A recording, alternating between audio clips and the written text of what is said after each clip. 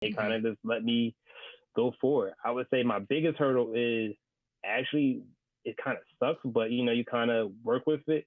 Is speaking to just other black people, trying to get them to drink more wine. That is the hardest part.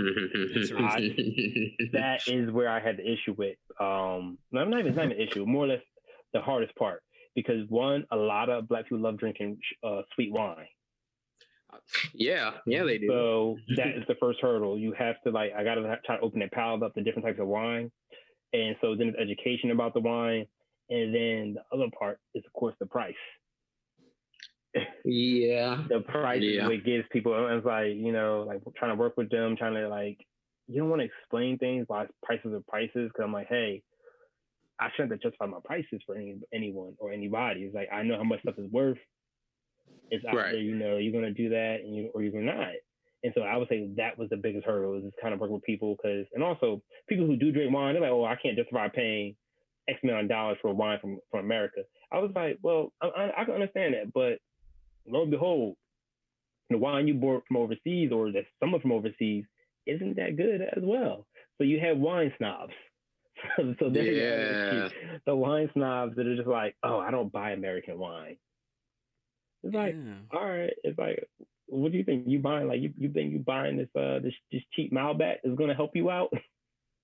Like, no, that's a bad wine itself. Like, let's all calm down and try something new. But I would say the biggest hurdle is just is trying to define your market and just making sure you got the money. Like, because if you don't have the money, they'll say we'll wait for you, but they don't care. Mm-hmm. Right. They on to the next one. Right. And next one, they're like, all right, you don't have the money, then we ain't worried about you, and make sure you can pay them on time. That so you just try to make sure you price your stuff appropriately, and you're spending the right money on marketing because they want their money on time, and they don't want no delays. Mm-hmm.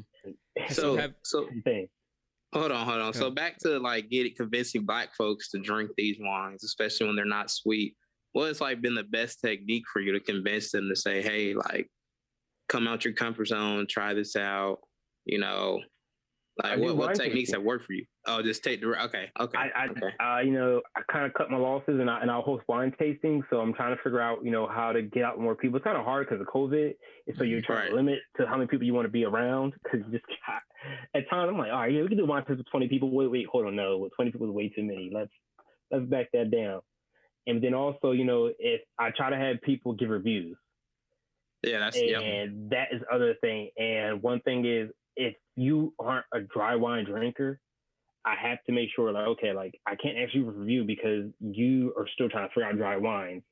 And so I have to go to someone who drinks dry wine. I'm like, okay, I love this one because I got some feedback. It was like, all right, I like it, but I wish I would have ordered another one because now everyone's just kind of going off what I say.